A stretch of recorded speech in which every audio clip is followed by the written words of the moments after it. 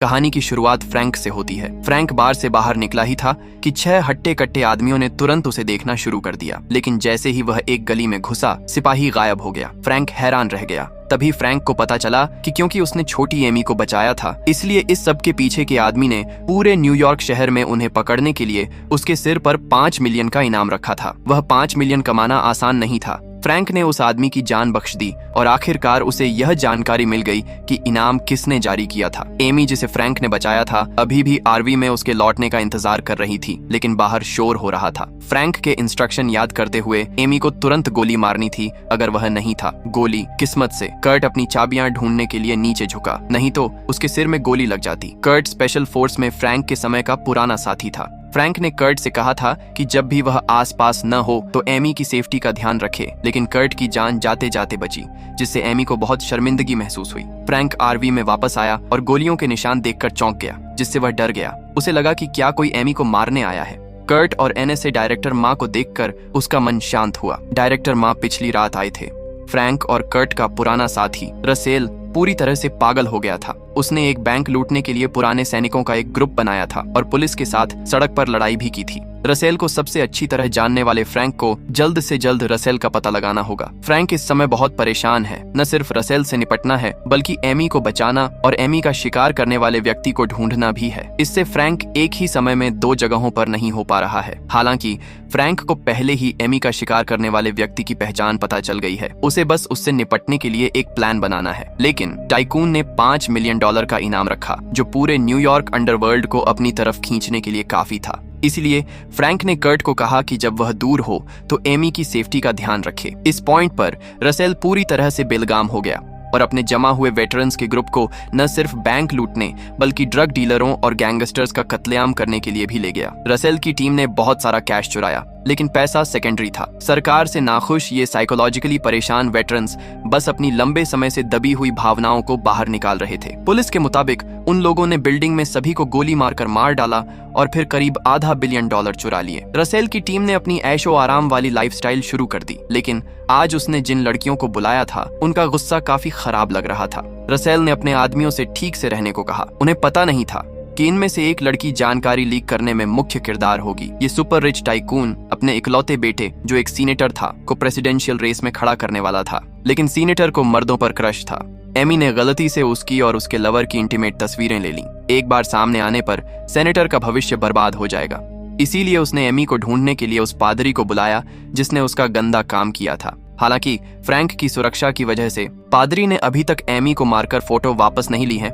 इसीलिए टाइकून ने $5 मिलियन का इनाम रखा है, यह मानते हुए कि फ्रैंक और एमी जल्द ही फिर से मिल जाएंगे।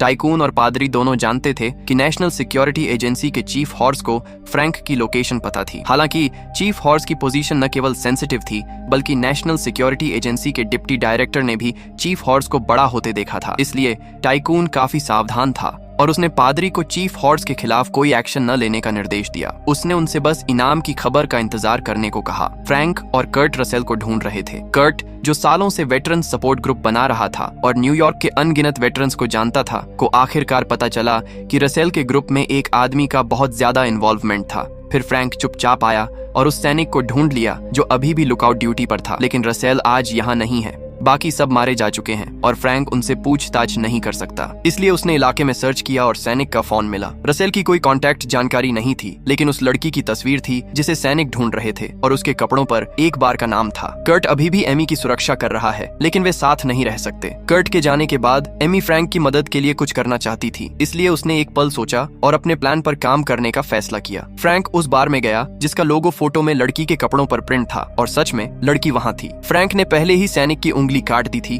और उसे अपना अनलॉक फोन दिखाया, जिससे लड़की डर गई। उसने जल्दी से कबूल कर लिया कि उसे और उसकी बहन को अक्सर वेटरन्स के एक ग्रुप द्वारा एक वेयर हाउस में बुलाया जाता था। एमी अकेले आरवी से बाहर निकली और अपनी पुरानी सबसे अच्छी दोस्त को ढूंढा, एक लड़की जिसके कनेक्शन थे, जो एमी और फ्रैंक के विदेश यात्रा का इंतजाम कर सकती थी। पहले सीजन में फ्रैंक के पार्टनर स्टारपियन ने फ्रैंक को बहुत सारे पैसे दिए। फ्रैंक को पैसों से कोई मतलब नहीं था, इसलिए जाहिर है कि उसने एमी को भी फायदा पहुंचाया। उसकी सबसे अच्छी दोस्त ने एमी से कहा कि वह एक पल इंतजार करे जब तक वह स्मगलर को कॉल करती है। फ्रैंक अभी आरवी में लौटा ही था कि उसे पता चला कि एमी गायब है। पता चला कि कर्ट उस दिन वेटरन्स सपोर्ट ग्रुप की मीटिंग कर रहा था और इतने कम समय में एमी बात न मानकर फिर से भाग गई थी। फ्रैंक ने तुरंत एमी को फिर से फोन किया, उसे बताया कि उसके सिर पर $5 मिलियन का इनाम है और वह ऐसे कैसे भाग सकती है। एमी ने बताया कि वह सिर्फ मदद करना चाहती थी और उसकी सबसे अच्छी दोस्त उन दोनों के विदेश जाने का इंतजाम कर सकती है। इससे फ्रैंक के सिर में दर्द हो गया। उसे लगा कि एमी इतनी भोली कैसे हो सकती है। इन बातों ने एमी को चौंका दिया। अब उसे फ्रैंक पर बिना किसी शर्त के भरोसा था,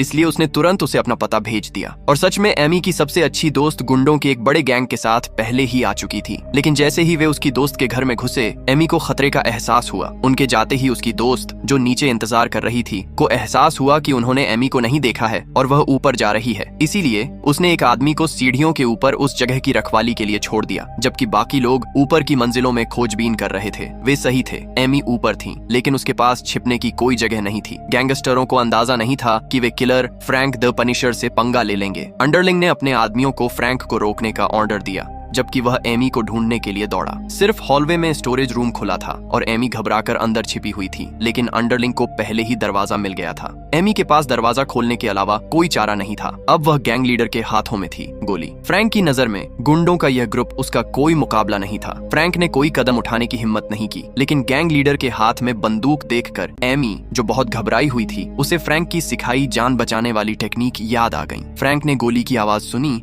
और सोचा कि एमी के साथ कोई मुसीबत आ गई है, इसलिए वह दौड़ा और पाया कि यह गलत अलार्म था। बच्ची असल में उस हट्टे कट्टे आदमी से पिस्तौल छीनने में कामयाब हो गई थी। हालांकि एमी पहली गोली चलाने के बाद डर गई थी। फ्रैंक ने उसे भरोसा दिलाया और वह शांत हो गई, लेकिन अपनी सबसे अच्छी दोस्त के धोखे और बहाने देखकर एमी को बहुत गुस्सा आया। फ्रैंक एमी को वापस आरवी में ले गया और उससे कहा कि वह अपनी मनमानी करना बंद करे। उसे अभी भी रसेल से निपटना था और उसे वहीं रुकना चाहिए। फ्रैंक और कर्ट के पास पहले से ही टाइकून और उसके बेटे सीनेटर को संभालने का तरीका था। एमी को सेटल करने के बाद फ्रैंक और कर्ट बारमेड के दिए गए वेयर हाउस के पते पर गए। पक्का रसेल और उसके आदमी वहां थे। हालांकि दूसरी तरफ बहुत ज्यादा गार्ड था, जिससे जल्दबाजी में घुसना मुश्किल था। वे सिर्फ देख सकते थे और मौके का इंतजार कर सकते थे। यह जानकर कि इनाम $5 मिलियन का है, कर्ट बहुत लालच में आ गया। उसे अंदाजा नहीं था कि फ्रैंक और एमी इतने कीमती हैं। इस समय दोनों को पता नहीं था कि रसेल ने उन्हें पहले ही ढूंढ लिया है। हालांकि रसेल को भूलने की बीमारी थी और उसे याद नहीं था कि उसने फ्रैंक को कैसे घायल किया था। लेकिन फ्रैंक ने खुद फ्रैंक का चेहरा बिगाड़ने की बात मानी थी, इसलिए रसेल ने बदला लेने का फैसला किया। उसने फ्रैंक को शारीरिक और मानसिक रूप से पूरी तरह से खत्म करने का प्लान पहले ही बना लिया था। दोनों आदमी पूरी रात उस जगह पर नजर रखे रहे, लेकिन किसी को भी अंदर घुसने का सही मौका नहीं मिला।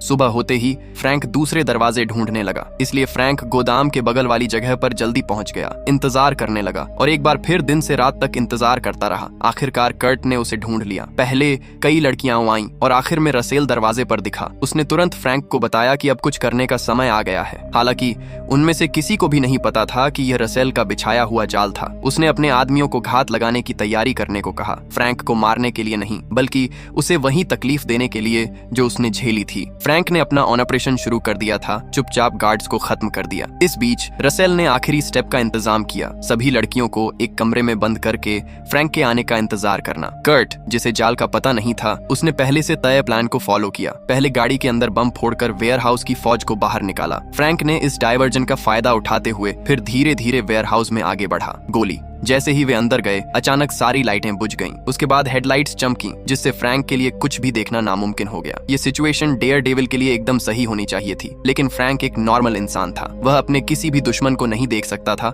और बस बचता रह सकता था और पिटता रह सकता था। जब सारी लाइटें जलीं, तो फ्रैंक पहले से ही बुरी तरह घायल था। उसने डकैती में शामिल कई पुराने सैनिकों को मार डाला था, जिससे वे उससे बहुत नफरत करने लगे थे। फ्रैंक, चाहे वह कितना भी मजबूत क्यों न हो, उठने के लिए बहुत कमजोर था। फ्रैंक की बुरी हालत देखकर रसेल खुश हो गया। उसके शरीर को कुचलना तो बस पहला स्टेप था, दूसरा स्टेप उसकी हिम्मत को कुचलना था। इसलिए उसने उसे नहीं मारा और जानबूझकर घटनास्थल से चला गया। फ्रैंक को लगा कि उसने एक मौका पकड़ लिया है, इसलिए उसने अचानक जवाबी हमला कर दिया। बाहर कर्ट ने योजनानुसार कदम दर कदम गोदाम की ओर रुख किया। सैनिकों को नुकसान नहीं पहुंचाना चाहता था, इसलिए उसने सीधे चिल्लाकर उनसे कहा कि वे और करीब न आए। सैनिकों में भारी हताहतों को देखकर रसेल ने फिर भी फ्रैंक को फुसलाकर निर्दिष्ट स्थान पर ले जाने का आदेश दिया। निश्चित रूप से फ्रैंक ने कमरे के अंदर एक आकृति देखी। जब वह अंदर गया तो उसने पाया कि उसकी अपनी गोली से वास्तव में कई लड़कियों की मौत हो गई थी। इसने फ्रैंक की कमजोरी को छू लिया। उसके पूरे परिवार की हत्या कर दी गई थी। फ्रैंक ने कभी नागरिकों को नुकसान नहीं पहुंचाया, फिर भी अब निर्दोष लोग मारे गए थे। इससे फ्रैंक क्षण भर के लिए टूट गया। रसेल की योजना का दूसरा चरण पूरा हो गया। वह यह स्वीकार नहीं कर सकता था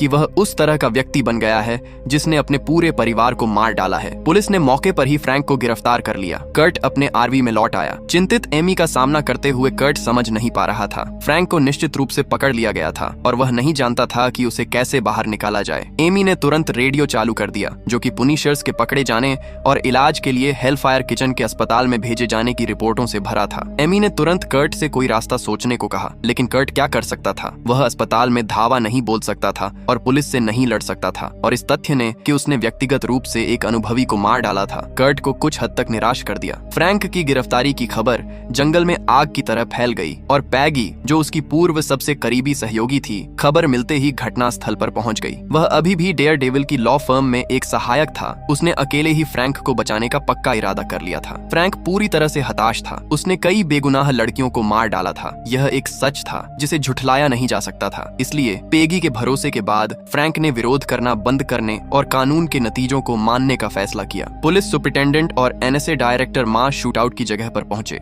अब सच साफ था, फ्रैंक ने न सिर्फ कई संदिग्धों को बल्कि 4 लड़कियों को भी मार डाला था। ऐसा लग रहा था कि फ्रैंक बहुत पहले ही कंट्रोल खो चुका था और अब बेगुनाह लोगों को निशाना बना रहा था। और इसी के साथ यह कहानी यहीं समाप्त हो जाती है।